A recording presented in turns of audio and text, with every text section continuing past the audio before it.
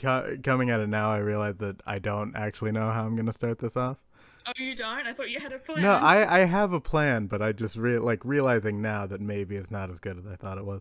We're gonna wing it.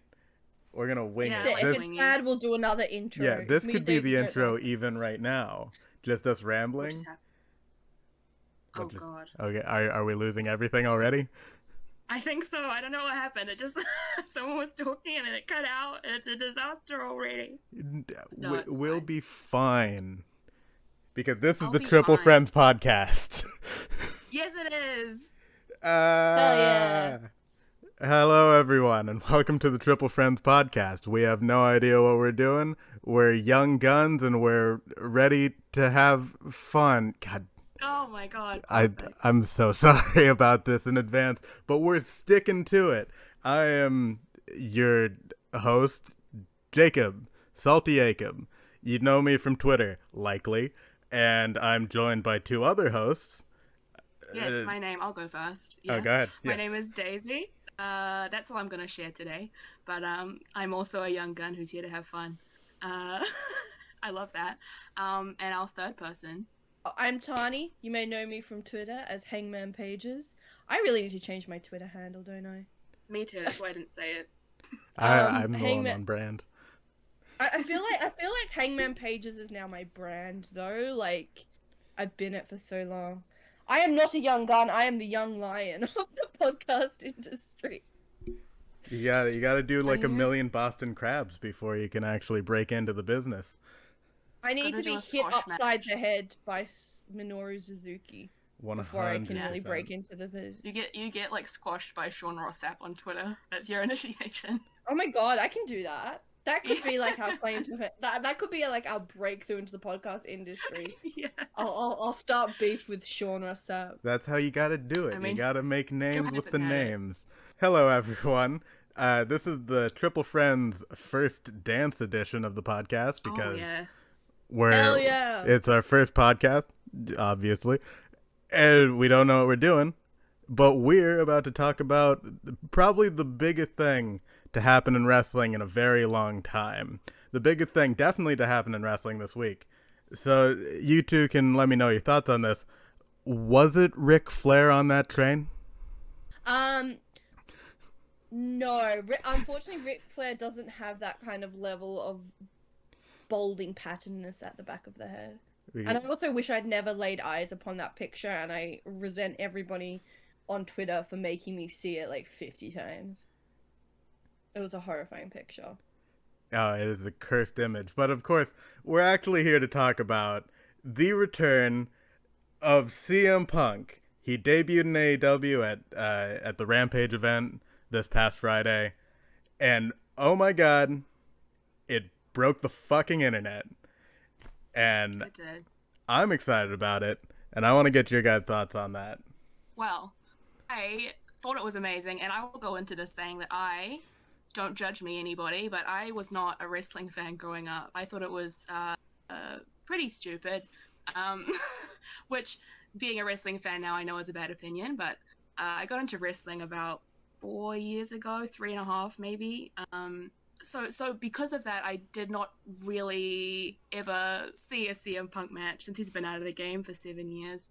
But I did know who he was. I think everyone knows who he is. He's like, at least from my perspective, he's a John Cena or a Rock.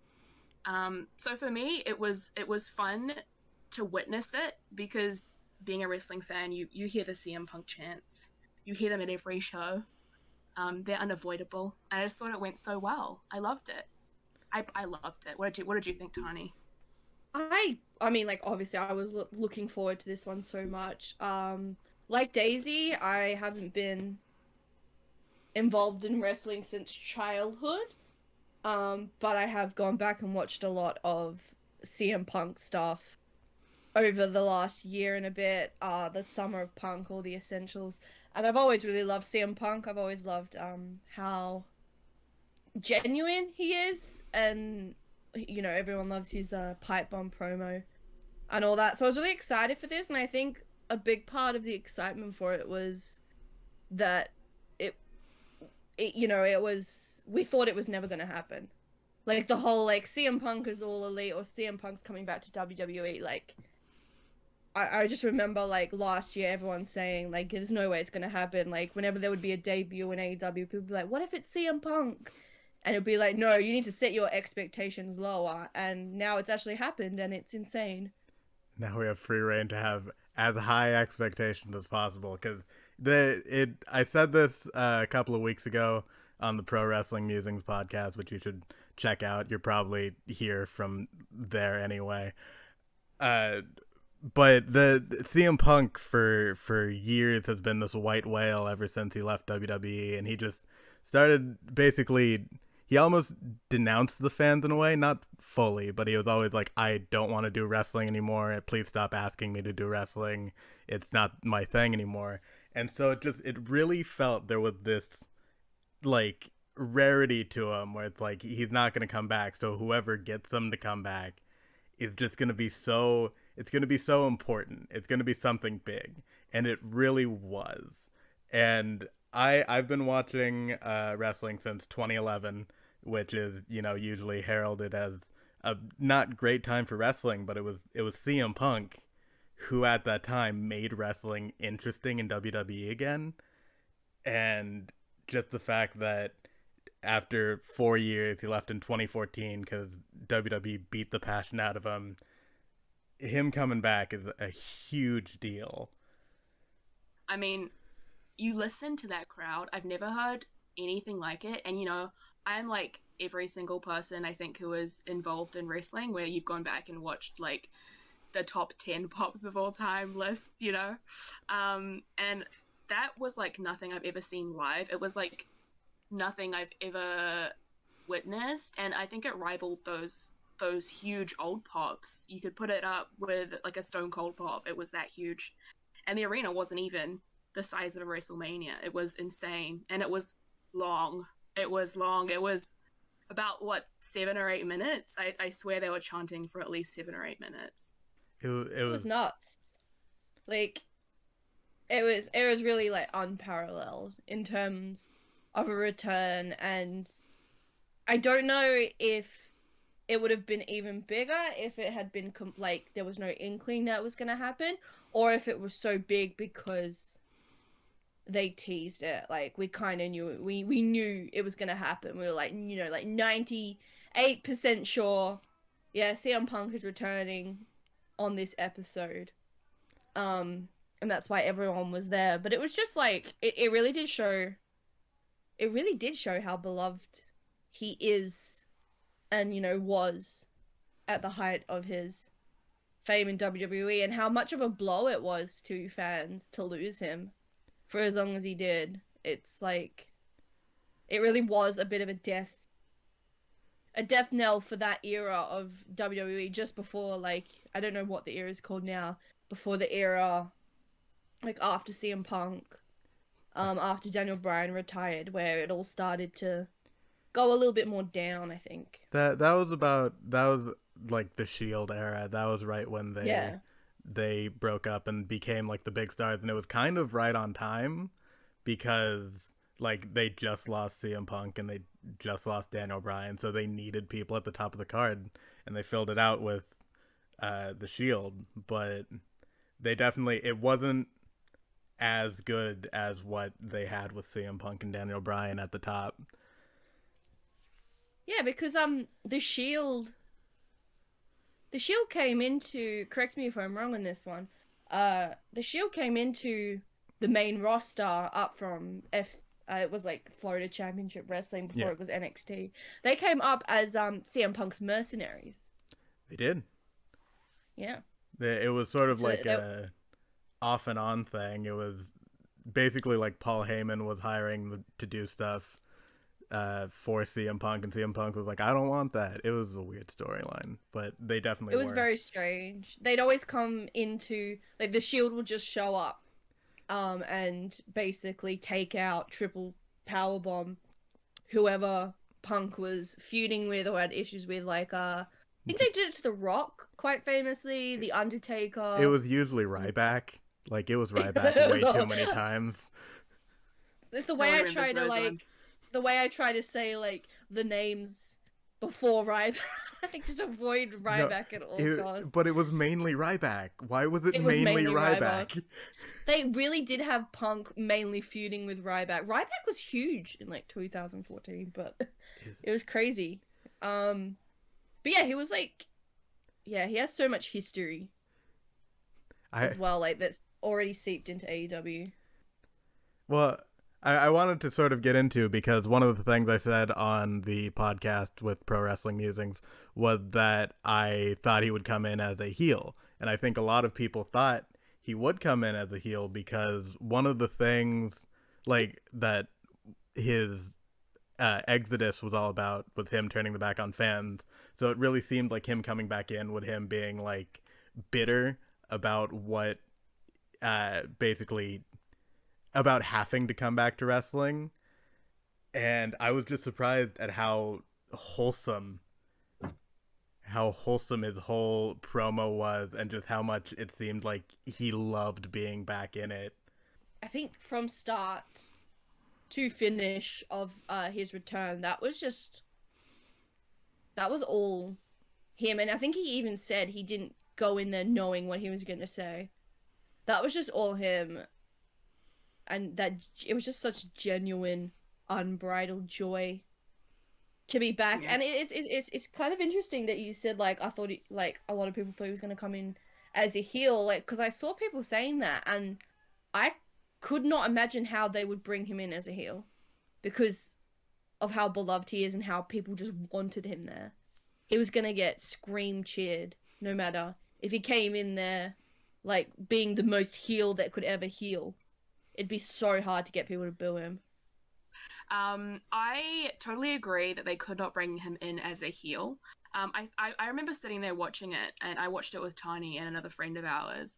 And our other friend was there as he sort of said his lines and was like, oh my god, the next one he's gonna say like, I love being here, but fuck you. Like he was so scared, I think, of him coming in as a heel. I think that's where people thought it was going to go, but like Tani mentioned, it was impossible, absolutely impossible, and I don't think he wanted that either. You could see on his face that he was so happy to be there, and there was no way. I mean, there was no way that I mean, they might do it down the line, but as it stands now, his position in wrestling and who he is as a person, it's going to be a couple years or a year until anyone even thinks about booing him. It's going to be impossible.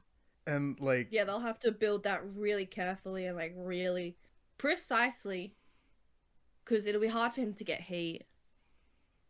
Like even when he was a heel back in WWE, he was being cheered. Like people just adore him. he was literally, and I was after the him debuting on Friday, I went back with my friend that I've been introducing to wrestling over the course of the pandemic. I got him in like in the middle of the pandemic, so all he really knew was the empty arena stuff. So I'm starting to show him all this stuff with full crowds, and I showed him the CM Punk debut to show him like what a really big pop looks like for something that everyone really likes. And then I obviously went back and showed him the history of CM Punk and why everyone loves him so much.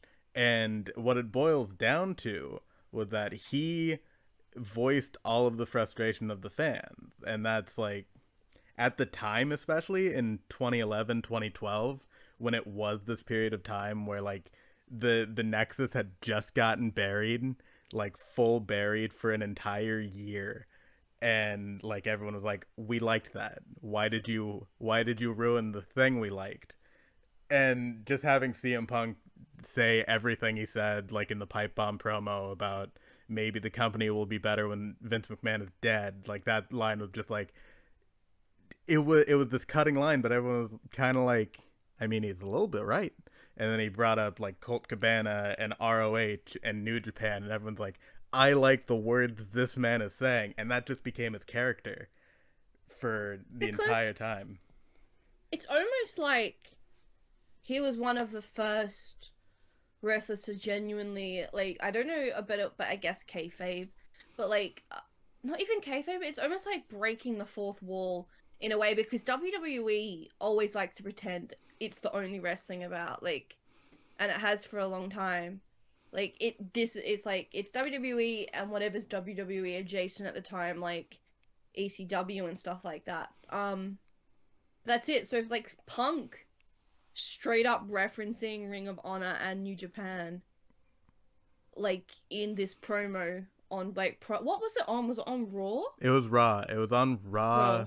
Raw. It was on like Raw Roulette right after John Cena had a table match against R-Truth. Yeah. So Quick it's facts. like bringing up like New Japan and Ring of Honor, like reminding the audience that there is other wrestling, like outside of WWE, was something really new to people as well. I think that that's why that little he didn't, his promo wasn't scathing. I think it was more joyful in his return, but you could tell that the fans wanted to hear a little bit of that spice,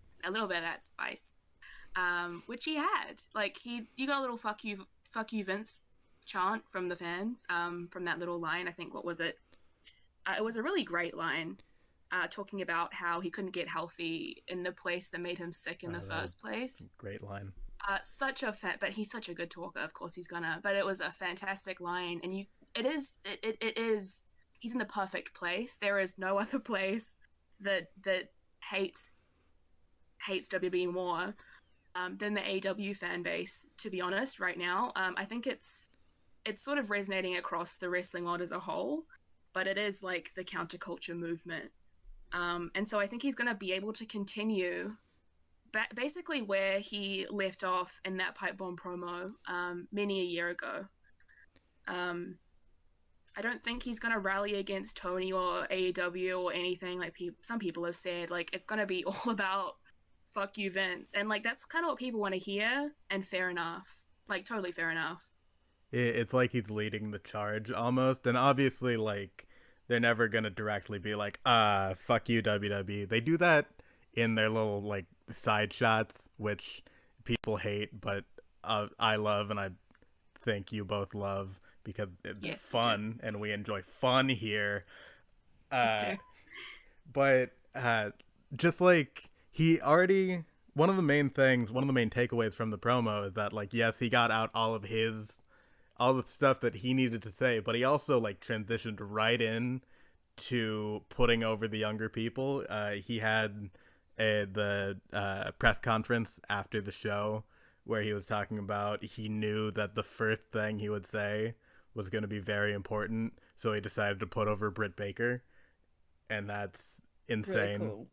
And then he immediately transitioned to his first feud with Darby Allin, and they literally shine a spotlight on Darby Allin during the CM Punk segment. And I just think, first of all, that match is going to be amazing, and second of all, Darby Allin is the perfect guy to put against CM Punk. Yeah, well, CM Punk's been talking for a while about wanting, I think, didn't he say he wanted to wrestle Darby? Before it was even, like, a rumor that he was coming to AEW. He said something along the lines of, if he came back, he'd want to wrestle Darby. Ricky Starks was another one, I think. Yeah, and Hobbs. And then some people from a feud with Team Taz incoming. Yes, because I know he said he wanted to wrestle Will Ospreay as well. It's cool to see he's got that passion back, because he really did lose it. You could see him losing it around the time of the pipe bomb. I'm curious what your guys' predictions are for the match. Like, who do you think is going to win? Ooh. This is a really tough one, because I don't think they want to have Punk losing on his first ever match back from wrestling in 7 years, that's... Like, I can't see that happening, but on the other hand, I also don't see them having Darby lose, because that all leads into the whole extremely incorrect narrative that, they're bringing in old old legends or old stars to bury the young up and comers. But then you go, okay, well, can they do something that makes both of them look strong?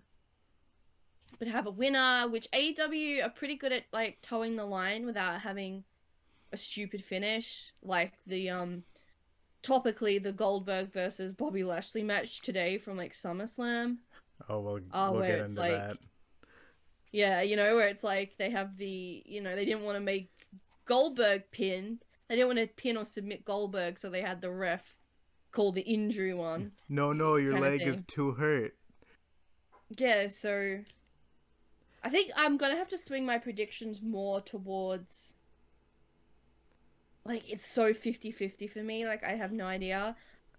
I think I'd have to swing my predictions more towards Punk winning. I think it's 100% CM Punk. I think they've done such a good job of building up Darby's mystique and his ability to win matches against people of all sizes, of all levels in the company. He's beaten Cody, but he's also beaten 10 of the Dark Order, who's big but like sort of a lower card guy. And just having, because in the promo where he's calling out Darby, he says, "I've seen you do a lot of dangerous shit, but one of the most dangerous things you can do is face CM Punk, and even more dangerous than that is facing CM Punk in Chicago." You're gonna have this rabid Chicago fan base, and Darby's gonna put in a great performance, but like it's CM Punk's first match back. Darby Allin isn't gonna be hurt by a loss if you ignore all of the people who are gonna be bad faith trolling about it. It's gonna be a great match, and I think CM Punk definitely wins that. Thunder Rosa won a Warrior Wrestling's women's champion. Yeah, She did, and you know what? The belt is hideous.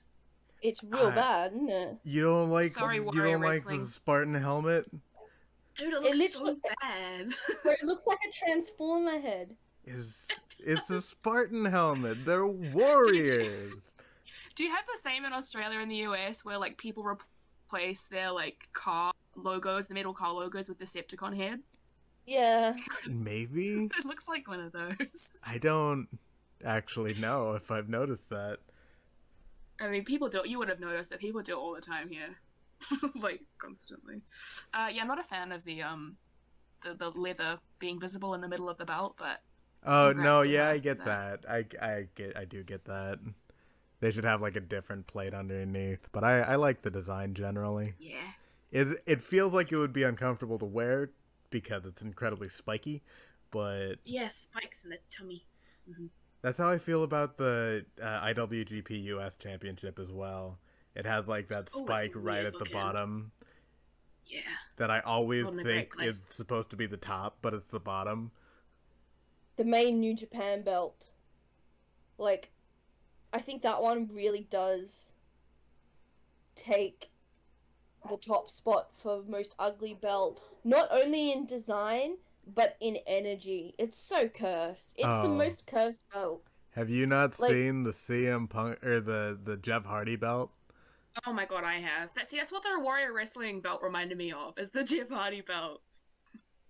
Tani, Jeff I'm not a Hardy fan. belt. have you seen? Look up Jeff Hardy, TNA Championship. Some of Okay, the ugliest give me a belts sec. I've ever seen. Jeff This is all Hardy. going into the podcast, by the way. Oh yeah, Yeah, definitely. as yeah. it should. We should learn. Oh my god. Right? Isn't it bad?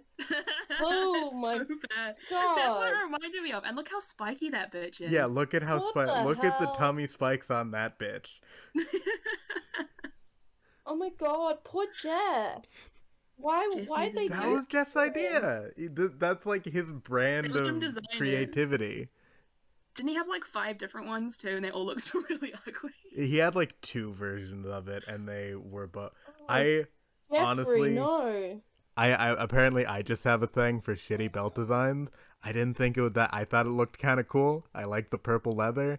I like the fact that it looks stupid. Apparently, I don't know. I dug it. I mean, I'm glad someone liked it. I'm sure Jeff was hoping someone out there would like it, and that turns out to be you. I gotta say though, Jeffrey looking at Nero like Hardy. whenever you like this is like a conversation or a topic for another podcast episode. But whenever you look, I always get really sad looking at any kind of footage or photos of Jeff from that era of TNA because he was not well. Oh, yeah, no.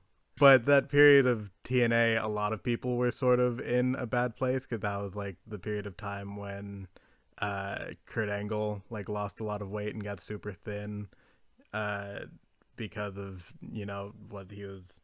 I don't know if he was what he was doing exactly, but he definitely wasn't super healthy at that point.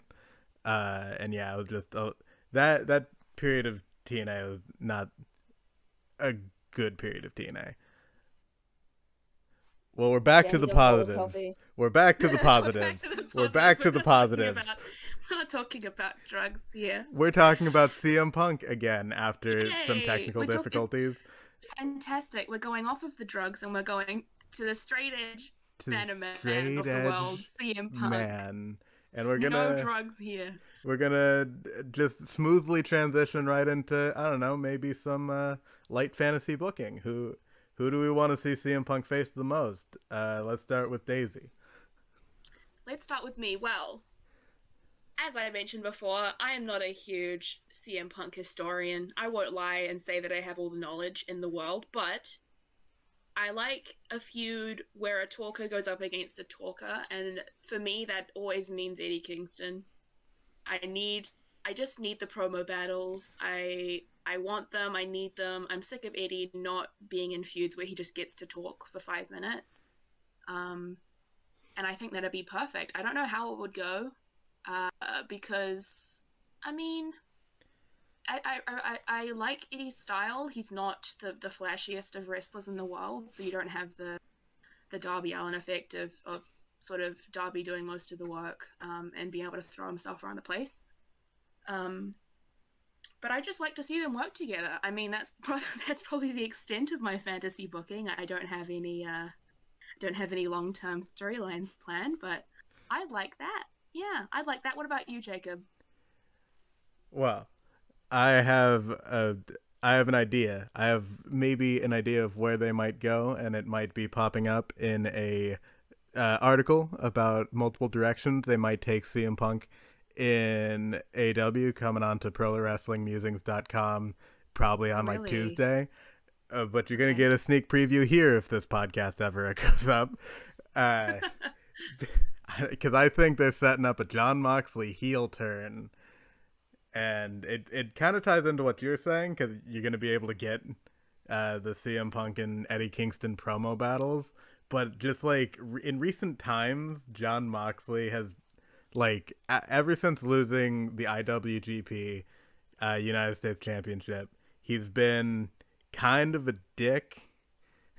He's just like at Resurgence, when he was in the crowd watching the match with Tanahashi and Lance Archer, he just looked like not into it, and he was drinking a beer and he was just looking like, these two people are in the ring, it should be me in that ring.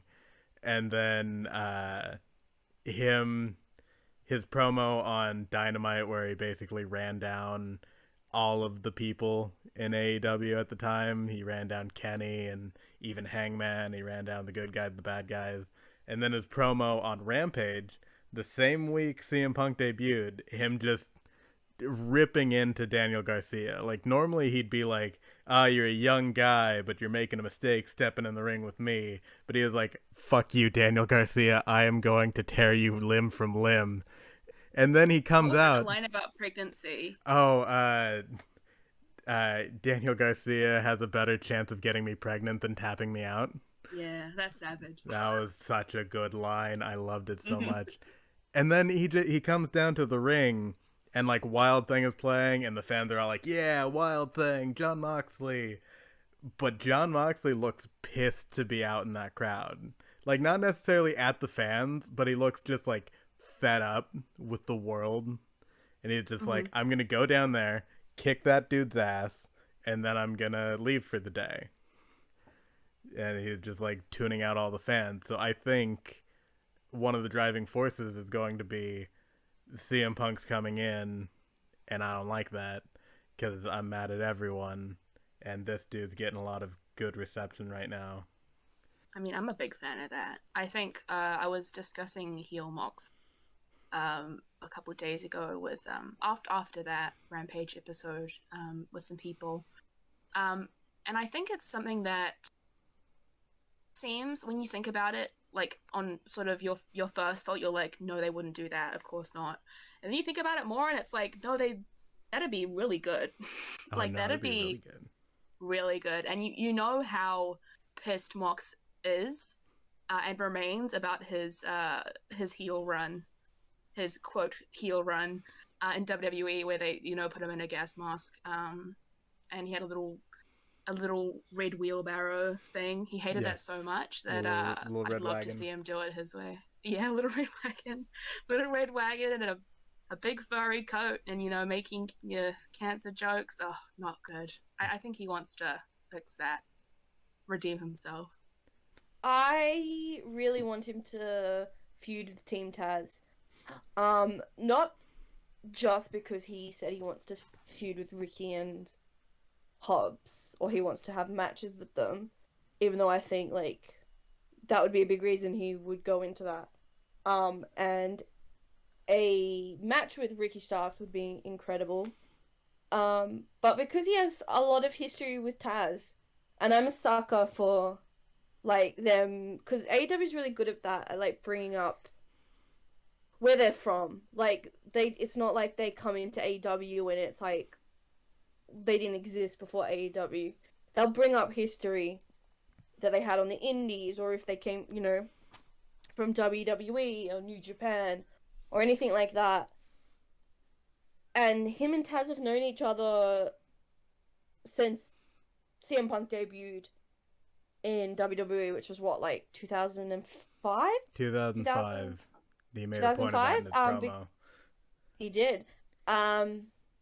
Because Taz was ECW and so was Punk to begin with. I would love to see Taz try and recruit Punk, because there's a gap now in Team Taz, and I would love to see Taz try and recruit Punk using the fact that they've known each other for 16 years, that they went through ECW, they were in ECW together, bringing back like all the nostalgia of ECW, because I know a lot of fans miss that, have a lot of nostalgia about ECW, and Punk saying no because Punk is the good babyface at the moment.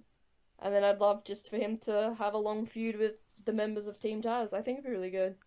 Him versus Starks especially, in both promos, he's sort of like, he's been pegged as like the next generation's Rock, Dwayne The Rock Johnson, which I think is a good shout for him, and him having a promo battle with CM Punk when he is the up-and-coming guy and CM Punk is the established megastar. Yeah. I think it will really... A feud with CM Punk will really elevate Ricky from where he is at the moment, which is like mid-card, upper mid-card, to top guy. Like, absolutely. And I really think like Ricky feels like so close to just that one feud away, or that one match away from being it. You know what I mean? Oh, absolutely. They brought him in against Cody. Well, they did, and Cody liked him, and it was like he's just very, very good. Yeah, and it'd just be an absolute banger of a match. Like, they use Taz a good amount, especially on like Dark, and for like they have him do a promo like every week. But man, Taz just needs to do more. Taz just needs to be everywhere. Probably. Yeah. I think he might be the best, like, just under Sting, the best like legend manager.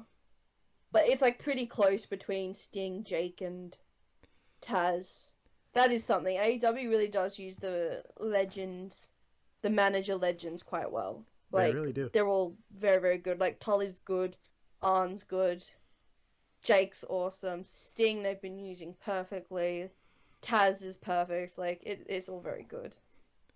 The only one who isn't working out, I think, is Vicky. I'll Yeah. say she's not working out very well. That might be my Yeah. opinion. But No, I like her with Nyla. On BTE, they're quite fun. But she doesn't seem to hit it as much on Dynamite that in the same way the others do. I really like Vicky, but I do think like her involvement hasn't been the best or the most prominent at all times, and it is a little disappointing. But speaking of disappointing, I think we've gotten all of our CM Punk love out of us. So let's dip into a little hatred, and let's talk about SummerSlam. That was an incredible segue. Speaking of disappointing, poor Vicky does not. Poor Vicky Guerrero does not deserve the comparison to SummerSlam. Oh Vicky my God. Put that Guerrero on my grave. is better than anything that happened at SummerSlam.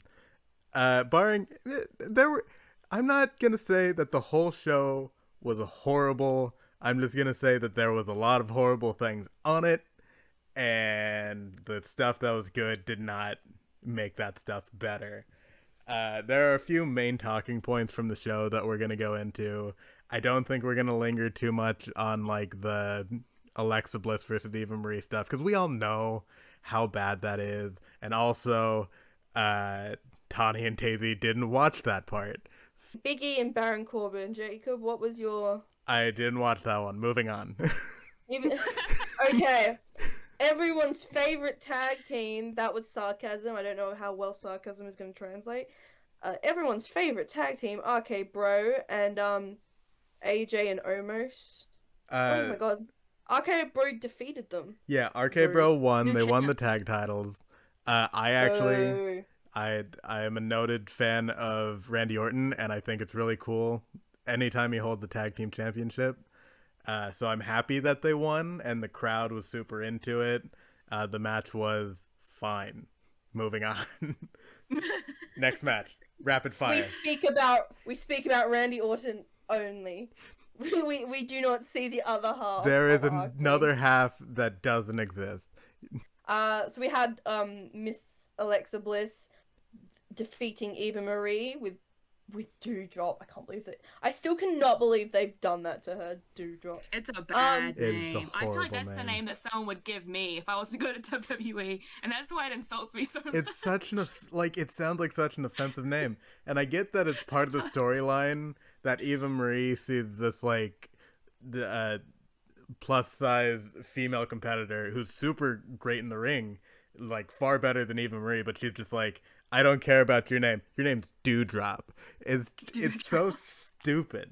This Like her name's Piper Neven. Like that's way better. Piper is a way better one. Piper is a way better name, but in this match, just running it down a bit, the highlights: Eva bitch slapping a doll, and then Dewdrop after the match was like, you don't, you're not my boss anymore. And then she puts on like Eva Marie's garish robe, and Eva Marie's just like, you're ruining it. No, don't strut around in my robe. You're ruining it. And I'm just like, okay, Eva, why is she Is she stretching it out? Is that what you're implying? Fuck you. Oh yeah, that'll be why. God damn it! God damn it! Who wrote that line? How is that that's just offensive. Of course, that's what this is what women are. This is what women are. We care only about robes, darling. She's a fashionista. She doesn't wrestle. She's terrible at wrestling. She is. When I again, I haven't seen this match as Jacob mentioned, but the short time that I had to witness Eva Marie on my screen, she did not do much to endear me to her. Oh boy, that's not the best wrestler I've seen in my life. That's for sure. She certainly is on Raw. Out of all of the talents on Raw, she is one of them. She certainly is on the roster. Next Damian match. Priest and Sheamus. I'm surprised. Look at this. Damian Priest won. Yeah, no. Damian Priest won. Sheamus. Before like the main event matches, it was the most the crowd had been in the show so far. The match was boring. Like it was very plotting and slow. It picked up a little bit near the end, but it was just a bunch of like rest holds, and like Sheamus hit the drumming on the chest thing. Damian Priest did a dive really early on where he landed like right on his tailbone, which looked real bad. Oof. But yeah, the match was it was fine. It certainly was. It was a match. Of all the matches on the card, it was one of them. Wow, this is a glowing review. And but there was a title change there. There was. So Damian Priest is now the United States champion. Yeah, so that's certainly and then something. In the back, so they had like celebrities doing backstage interviews, and they had Mario Lopez do one with RK Bro, and then they had, I forgot her name. I'd never heard of her in my life, but the first thing she says is, "I'm backstage with the first time national champion Damian Priest." Oh no. Yeah, like She was a celebrity. yeah. What was next? Yeah, what was the next one? The Usos, who defeated the Mysterios. Usos retained. It was it was better than the Damian Priest match. It like AEW has ruined me for WWE tag team matches. They're just never as good. No, 100%. Everyone I've watched is just like, you're like, where is the exciting hot tag? Where is like the cool double team move? Like, give me something. I saw someone call it a fast-paced matchup. No. Sure. I'm sure it was. If I don't get at least one Canadian Destroyer per tag team match, what the fuck is the point? Why did we even do a tag team match? If I don't have spots every 2 minutes, if I am not having somebody do a moonsault into a crowd of waiting people, much to the ire of Jim Ross on commentary, what is the point? I don't want it. Do not give it to me. I do not want it. I get they're trying to tell a story, but no one's doing a flip. Where's the flip? Right? You can tell a story and you can flip. Next match is probably the most infamous one of the entire card, and maybe might go in for running of the most infamous match of the year. Oh, because maybe. Off the top of my head, I do not think I can think of another match in wrestling this year that could beat this one. Maybe the end of the exploding death match, but that was the end of it. This was the entire match. Yeah. Becky Lynch surprise return. Yeah. And she certainly returned. Yeah, this one needs a bit of context to it, a bit of build up, a bit of dramaticism. So this match was supposed to be Bianca Belair defending the SmackDown Women's Championship against Sasha Banks. And for weeks, we had known that this match probably wasn't going to end up happening. Or maybe a week. I don't know. Weeks might be exaggerating. But we knew this match wasn't going to happen, and WWE never said anything on whether it was going to happen or not. They were like, yes, this match is happening. And then on the night, Bianca Belair comes out first, which a champion shouldn't do. And we'll get into that later as well. Stop having the champion come out first. But she comes out first, and then the ring announcer announces Sasha Banks is unable to compete. So the match is going to be against Carmella. And Carmella is not super heated right now as a performer. The crowd gave zero reaction as she walked down to the ring. And Bianca Belair cuts a mini promo basically saying, I'm going to kick your ass. I'll do that. Sure. And then the long-awaited return of Becky Lynch. And when I was mom. The new mom. And when I was watching this, I was dreading the fact that Twitter is going to start lighting up with like, this is the best debut all weekend or the best return all weekend. God, this was so much louder a pop than that CM Punk bullshit. But no, because WWE, only the way that WWE could, shot themselves in the foot before they even loaded the gun. It was insane how fast they messed up this return. Literally, I have the 27 seconds turnaround. Oh, it ended up being 27 seconds, not 26? Yeah, 27 seconds technically, according to Wikipedia here. 27 seconds turnaround from the crowd being absolutely hyped, because it's right, like, no one they would have put out there except Becky Lynch could have gotten the crowd hyped, because they wanted Sasha versus Bianca. They were promised Sasha versus Bianca. So having Sasha not being able to compete, like, would anybody except Becky would have deflated the crowd. But they gave them Becky. Against all odds, they gave them Becky.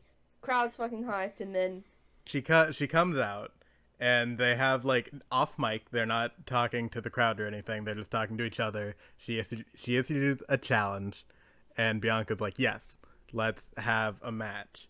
And then, literally, and you've both seen the match by now, I'm guessing, because it was 27 seconds, and it was everywhere on the internet. They do one circle around each other, like, sizing each other up. Becky Lynch goes in for the handshake, like, hey, let's have friendly fight time.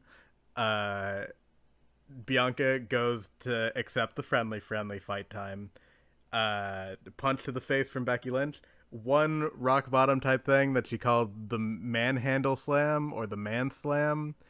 And then 1, 2, 3, 27 seconds later, Bianca Belair is no longer the champion.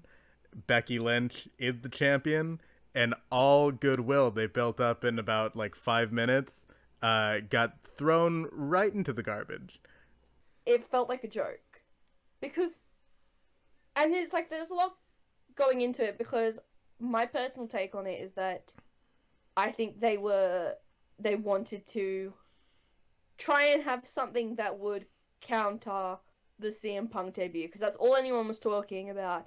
Even throughout SummerSlam, that was still like more of a trending topic than SummerSlam was the CM Punk return, as you know, as it would be. I don't think she was physically there yet or anything like that, but I think they shot a lot of money at her and said, come back for this match, and that's why it was so short. And also I think that's why they put the championship on her.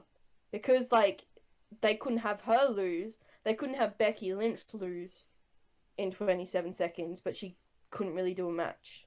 It's really insulting, honestly, to Bianca, who's spent the last, how long's it been? How long's it been? Her reign, like, in total, it was since WrestleMania. Yeah, it's been a good few months. And before that, a good few months of working. Mm-hmm.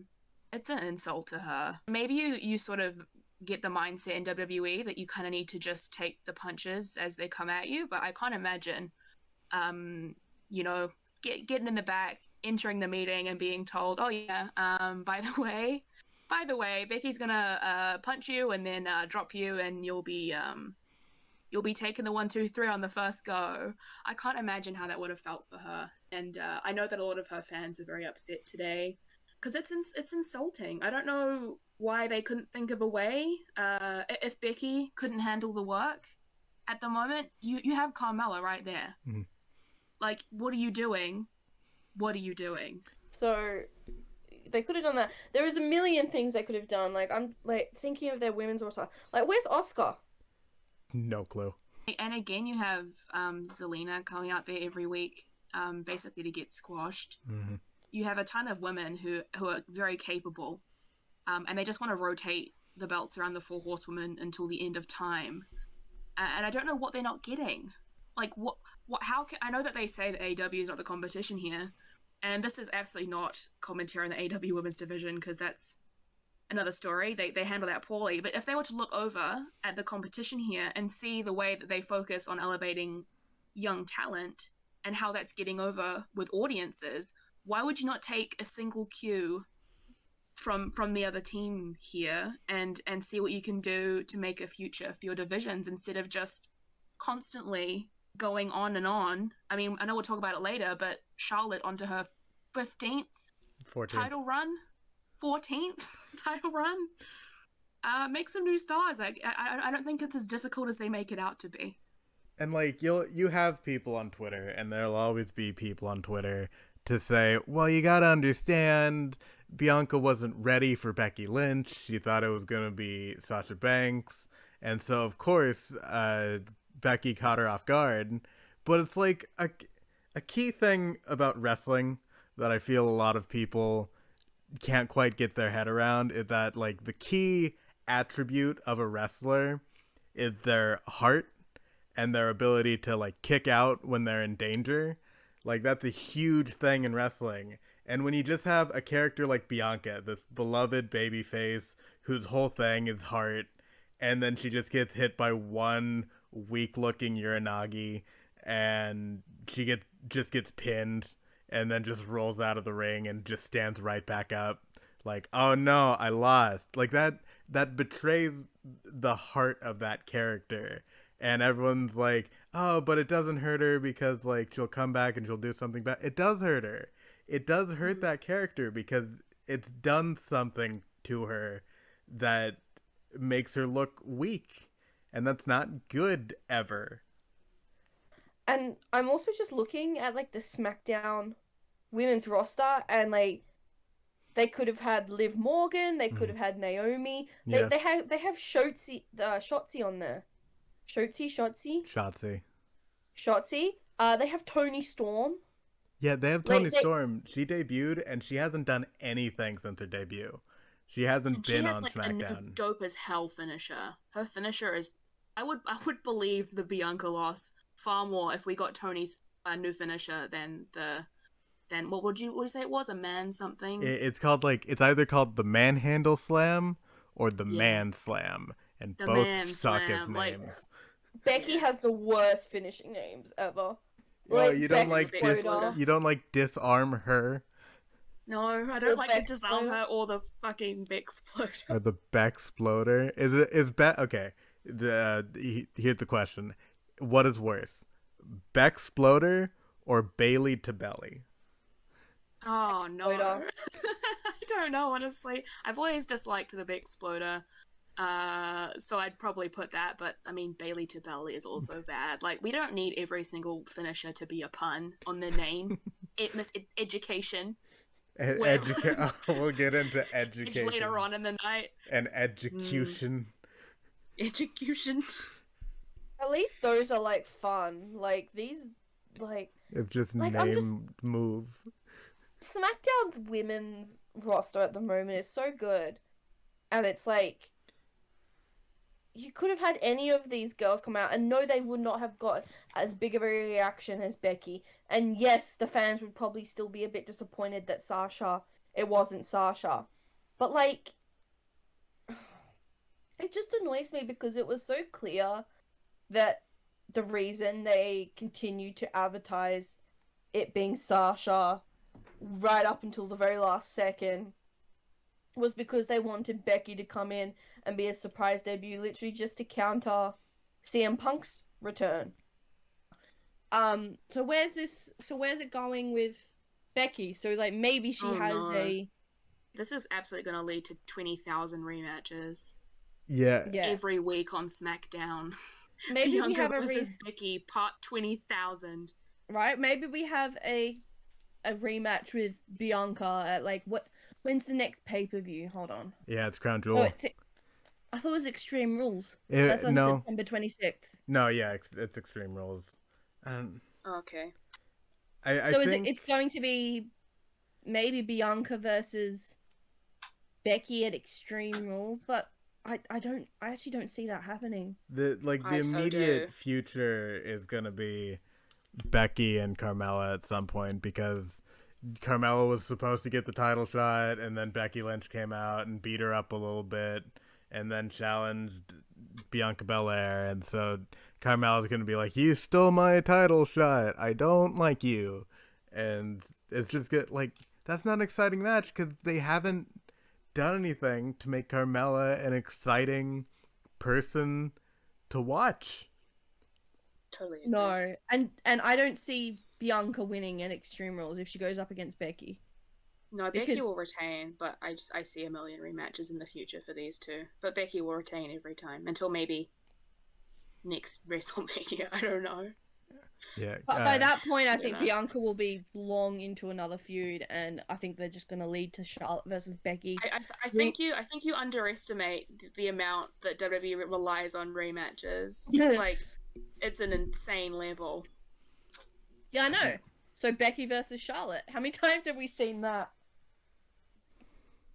Has anyone confirmed what happened to Sasha, or is it just up in the air? It is up no in the one air. knows. It is, as No one. last thing I heard, SRS, Sean Ross Sapp, was at the show, and he'd been asking around all day, trying to get answers, and it is buttoned up tight. Interesting. I don't think we should speculate on it. No. I honestly think it's very, very possible that the reason why no one has known is because they just wanted to keep the Becky thing a secret. Yeah. And it's all fine. I think that's a total possibility. It could be something else, but yeah, I think that's likely as well.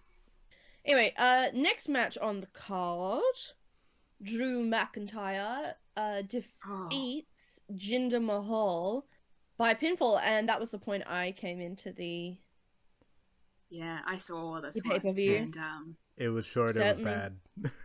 it was short and it was bad, and like the only notable thing is when Drew like swung his claymore like a baseball bat to, Right.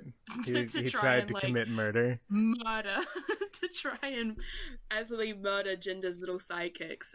It was not good, and the crowd was dead the whole time. Yeah, he tried to kill 3 people with one sword swipe. It was short and it was bad. There were a lot of kicks. Next, another infamous one. Well, maybe not that infamous, but Not as infamous as that last one. honestly, I don't think anything can top Becky. No, and that was Bianca. the main talking point. Oh yeah. Charlotte Flair, Nikki ASH. I need to stop myself from saying Ash every time.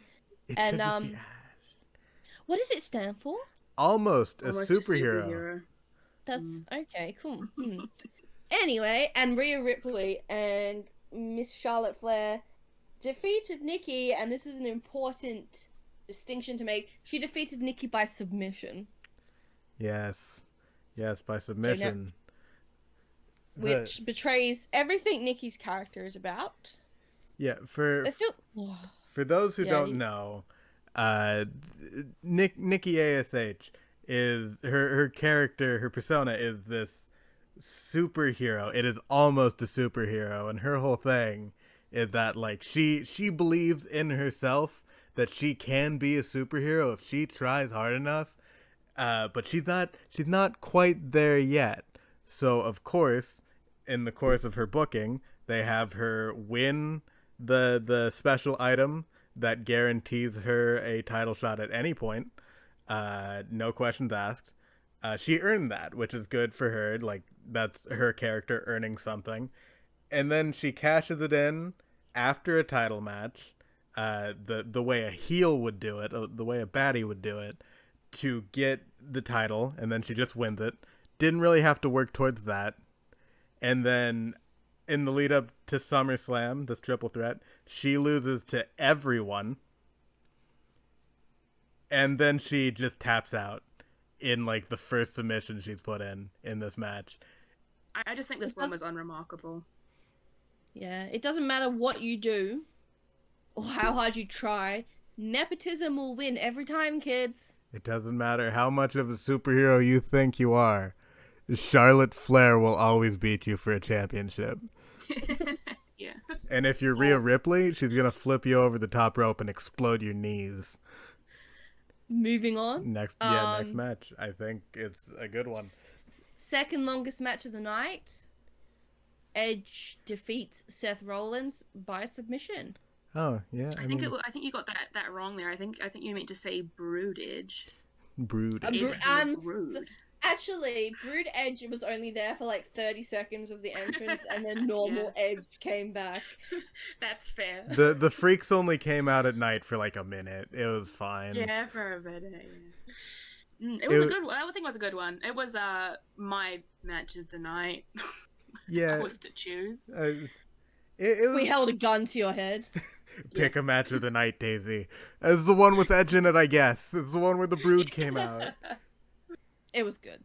Well, it was a match. It was good. It was a match on the card. It was so basically in this match, it's all about Seth Rollins and like apparently. So I asked about this on Twitter because I saw a lot of the like imagery in his Titantron and like he was wearing this like general's coat and I was like, this seems vaguely authoritarian. So I just asked on Twitter, hey, what's up with this gimmick? And everyone's like, politician. And I was like, oh, that makes sense.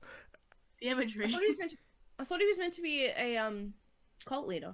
No, that was his old Not thing. anymore. Now he's like a weird politician guy, I guess. And I mean, that's just like the natural transition, isn't it? yeah. Or vice versa. You either go from politician to cult leader or cult leader to politician. Or you're both at the same time. Yeah, that too. But I guess he lost all 2 of his followers, so yeah. they had to transition him out somehow. Not a cult anymore. But his character doesn't really play into this feud because it's entirely about him being like, Edge, you're old. Remember when I tried to stomp your neck out of your neck a while ago? And Edge being like, I do remember that. I'm mad about it. I also don't like you calling me old. Here's some black gunge from the sky. And yeah, hey, don't disparage the gunge. The gunge was the best part. Star of this feud. How dare you? And then yeah, they had a match. It was better than most of the matches on this show. There was a spot where Edge went for a spear and Seth Rollins did a little bunny hop and he caught him in a pedigree.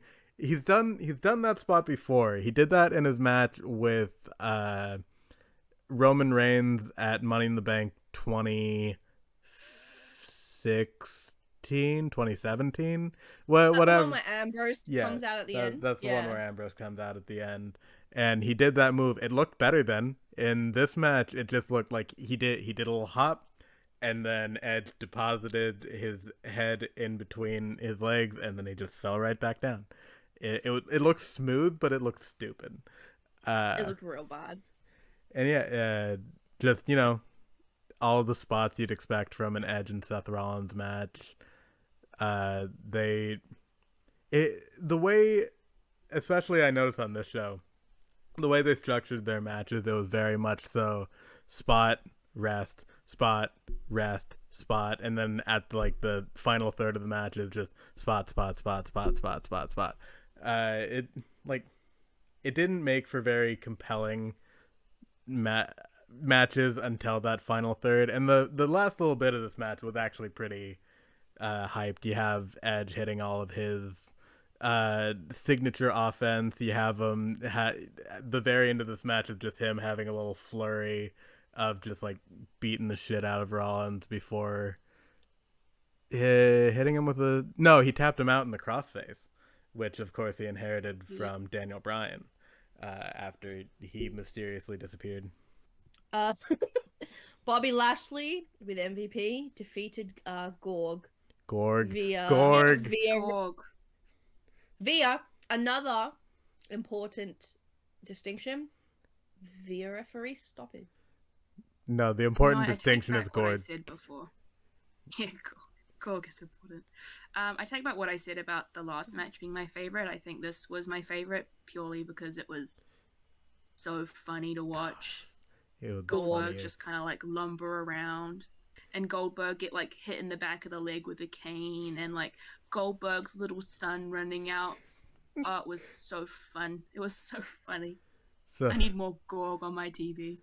So this match, it started as all good title matches should, with the champion coming out first. Please, I'm gonna say it every time it happens. Stop doing that. It sucks. And then, of course, Goldberg walks out. You have 2 like indie developmental guys knock on his door and be like, "Hey, why weren't you at Gorilla? It's time for your match." And then he, stomps out because he's Goldberg and he can do that. The camera cuts to the Titantron where it normally would say Goldberg, but since the people in the arena had to watch him walk all the way back from the backstage area, the video of him walking was right in the middle of the word Goldberg. So the only letters that were shown were, of course, Gorg, Gorg, Gorg. Gorg. We love Gorg. We love Gorg. All hail Gorg.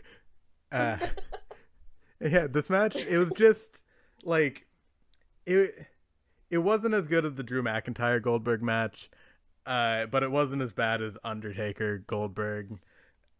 Like you said, there was a point where Goldberg got hit in the leg very lightly by a cane, and he had to be like, "Ah, my leg," and then it was just Bobby Lashley beating on his leg for a little bit, and then the referee was like, "Oh no, that leg's too messed up. We got to stop this match," and they did. But in like what's the time on that match, Tawny? 7 minutes and 10 seconds, and here's an interesting tidbit.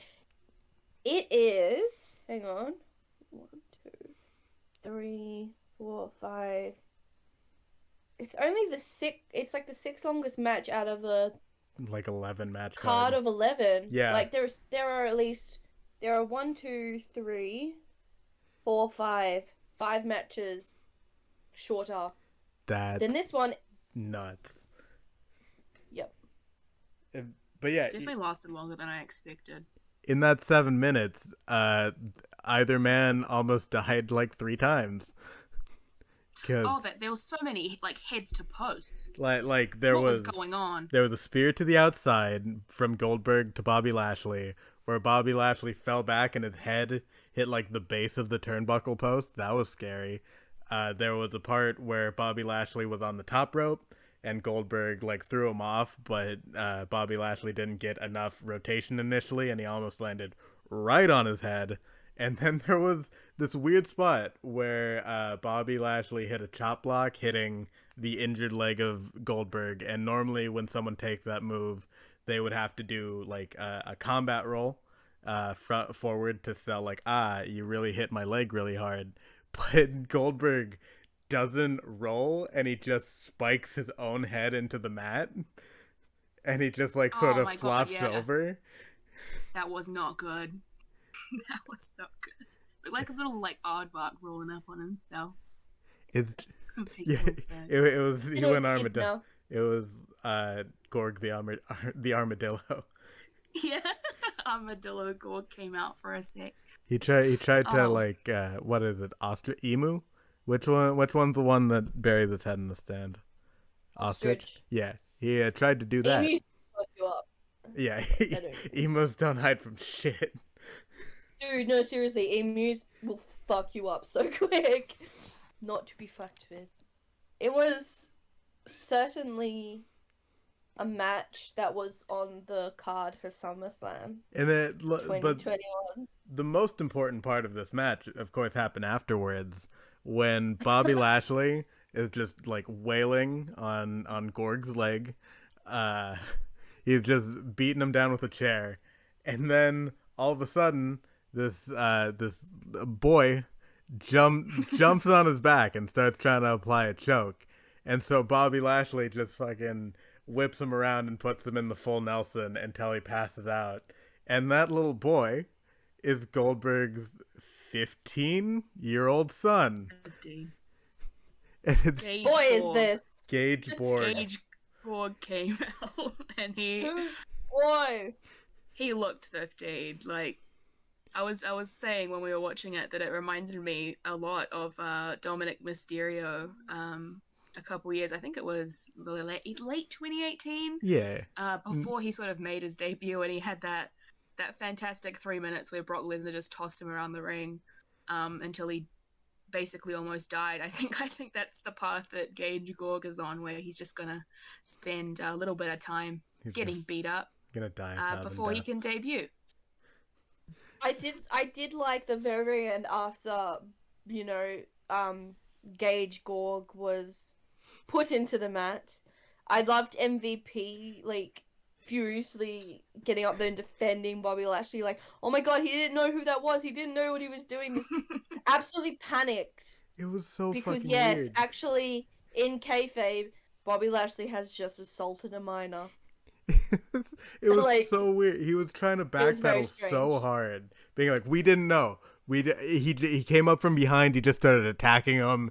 He was it was almost I like wonder why. I wonder if this is leading into something with Gorg's son, or it's just like they realized it would probably come across like problematic or something like that. In the like Bobby Lashley beats up a child. The coup de grace. Is that the right word? I don't the think cut it the is. head. Sure. I feel like Yeah, there's let's get to the cut the head of the pay-per-view. a final blow or shot given to a killer wounded person or animal. Hang on. No. It's Oh, that's perfect. John Cena. Yeah. Coup de grace means an action or event that serves as the culmination of a bad or deteriorating situation. Yeah, no, there it is. It is the coup de grace of SummerSlam. Roman Reigns defeating John Cena by pinfall, and honestly, how dare they? How dare they? John Cena should have won. He John was Cena robbed. should've Robbed, won. I tell you. John Cena should have Robbed, I tell won, you. and Roman Reigns should have been fired, and he should have gone to AEW. That's how it should have gone down. That's how. Oh no. That's what it would have been. No? Isn't that How the dream would we- scenario?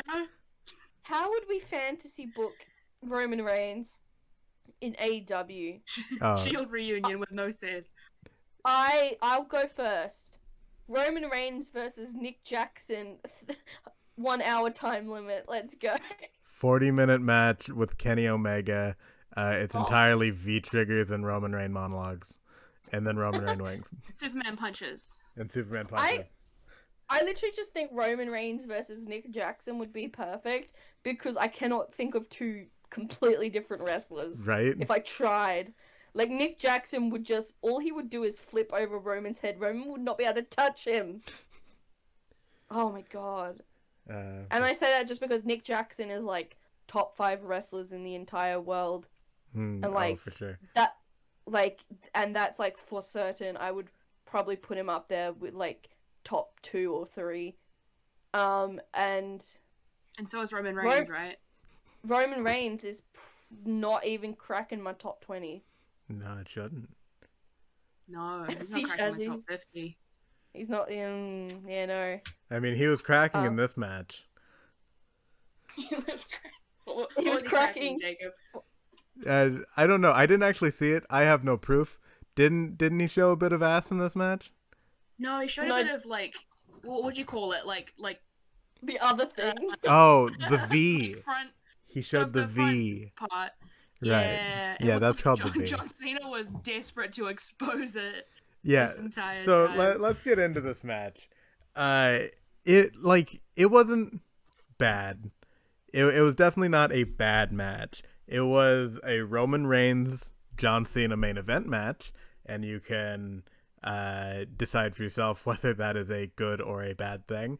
I am pretty indifferent to the main event WWE style, where it's just a lot of, well, this match in particular, for reasons we'll get into, was a lot of roll-ups, but it's just a lot of signatures and a lot of finishers, and it gets annoying after a while.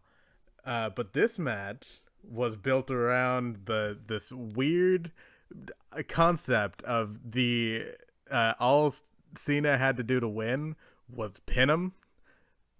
Why would that, like, that's every match. That is indeed how it works. Like, the It was video a special package was literally, stipulation.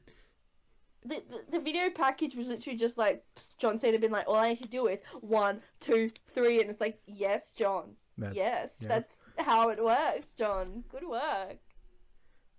I said it on Twitter that this was Baby's first wrestling story, because literally the entire match is built around Roman Reigns is just beating the shit out of John Cena, but then John Cena would get a roll up and it'd be like 1, 2, and oh no, he came so close to getting the pin because he did the roll up, because he pinned him and then he almost got a pinfall. Isn't that such a novel concept in a match? It was weird that this was a main event, because a main event should be built around, like, history, and, like, the match should have, like, a lot of deep nuance to it, but this one didn't. And the way Roman Reigns delivers very direct monologues in the middle of a match, being like, "Hey Hollywood, I'm gonna injure this guy, so he's not gonna be able Oh, to the do a Hollywood. movie for a while." It's I so didn't on the realize nose. that was a thing. I didn't realize that was a thing until you told me. I've not been keeping up at all. So when he like turned to the camera and did the "Hey Hollywood" line, I was genuinely taken aback a little bit because like what? Like he's right there. Like why are you talking to me? What do I have to Hit do the with move. this?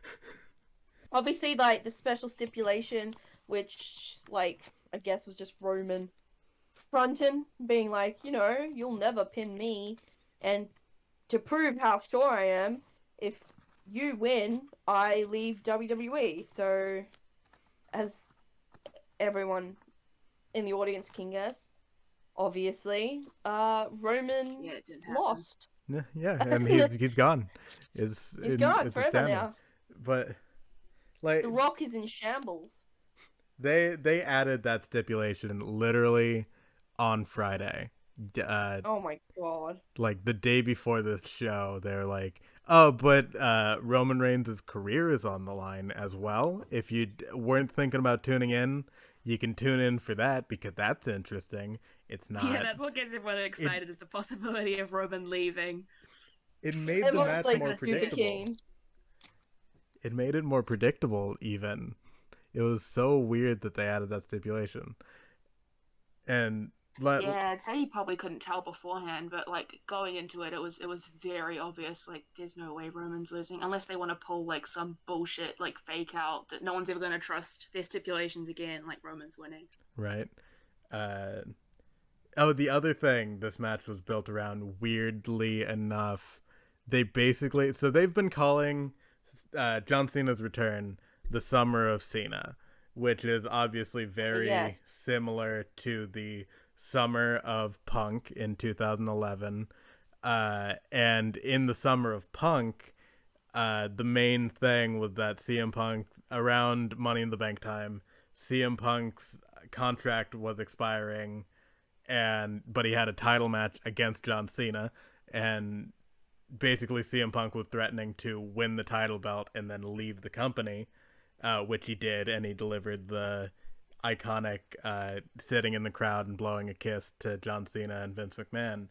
But they decided to have like a similar thing here where John Cena was like, "I'm gonna win the title off of you, Roman, and then I'm going to take this title back to Hollywood and I'm gonna blow you a kiss from the crowd." And like it has to be intentional that they did this the day after. They built this for the day after CM Punk came back to wrestling. It was, yeah. It all comes back to Punk. It all Like even just like Roman involved in there. Roman had some beef with Punk. Like, well, not beef with Punk, but actually no, he had beef with Punk. Do we wanna touch on the Yep. Roman Punk comments? Let's do. Because I think that's like a good way to wrap up. I mean, This, we're gonna because it's wrap like- up with the thing that happened, but yeah, this definitely circle it back to Punk. Roman earlier in the week had a little interview, and I'll see. I'll see if I can find the direct quote, but like, so I'm not sure exactly what the question was that he was asked. But he said something like, he said, "These statements are coming from people who thought they were better than they were. CM Punk wasn't as good or over as John Cena, and he didn't move the needle like The Rock."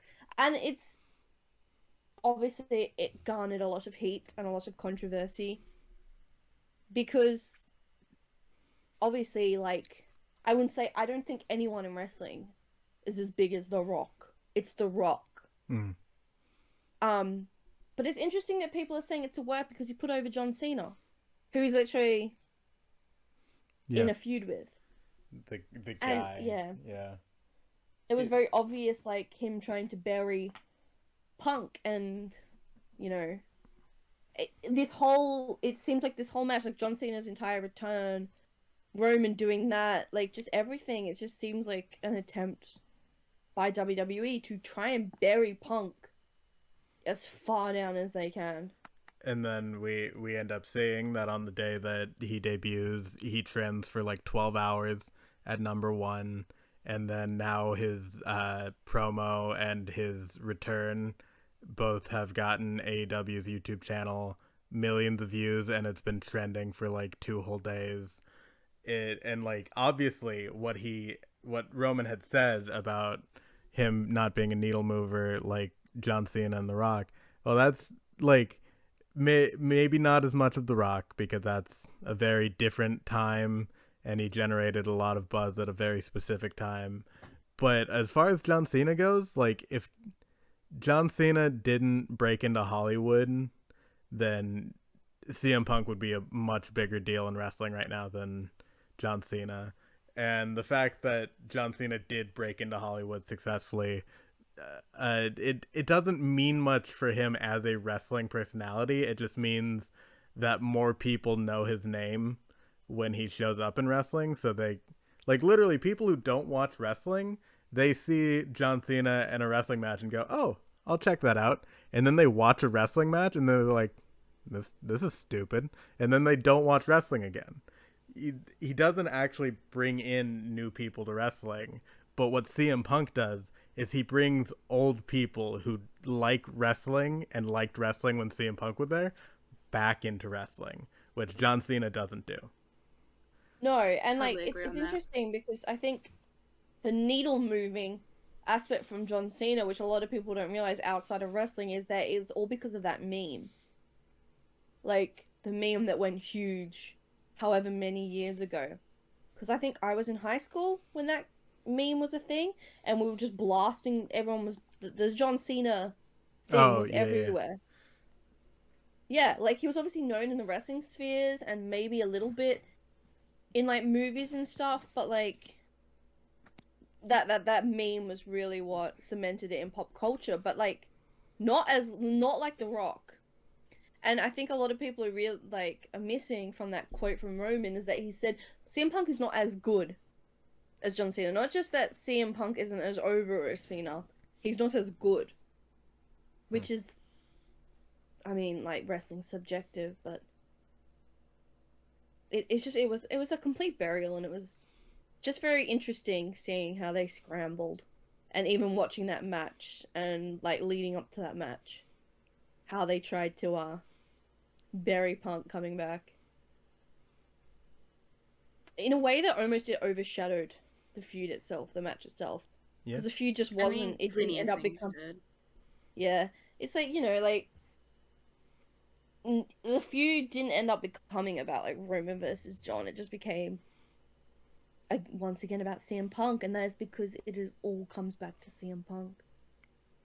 Yeah, I mean, what happened at the end there?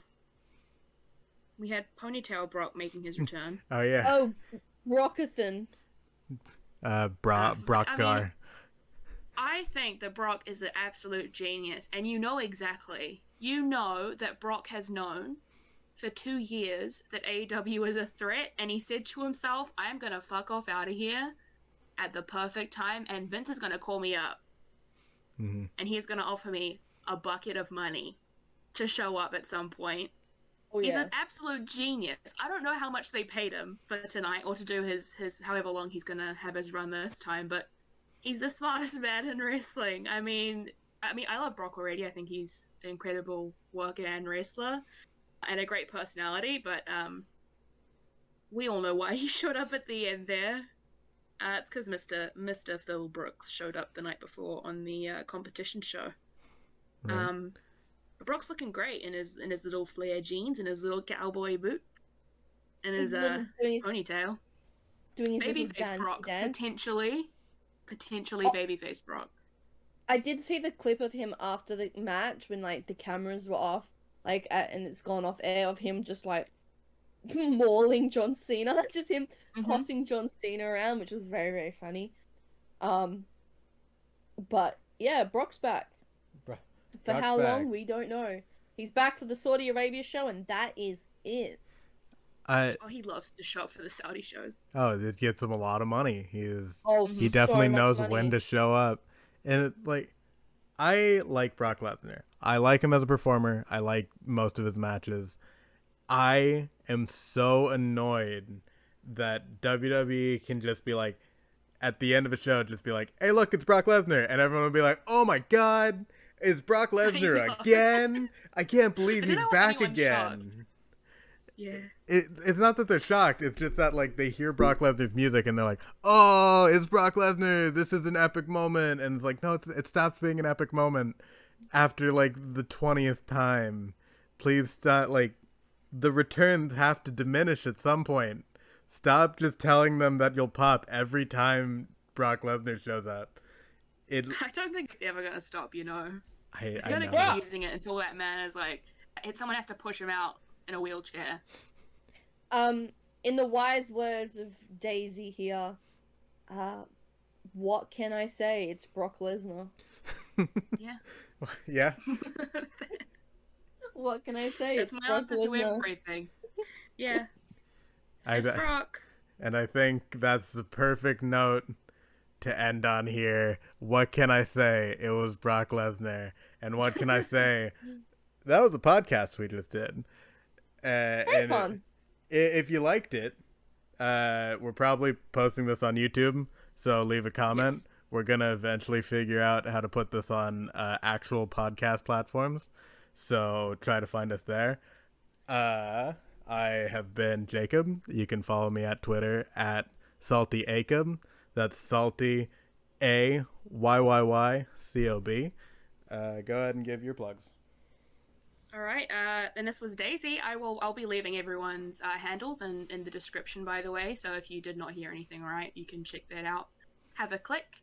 Mine will be in there too. And Tani, you go ahead. I have been Tani at Twitter handle Hangman Pages, which is Hangman Page with an S at the end. It is a miracle I'm not going to get sued for gimmick infringement. And that's been the show. Great job, everybody. Yeah. And there we go. There we go. Smooth ending.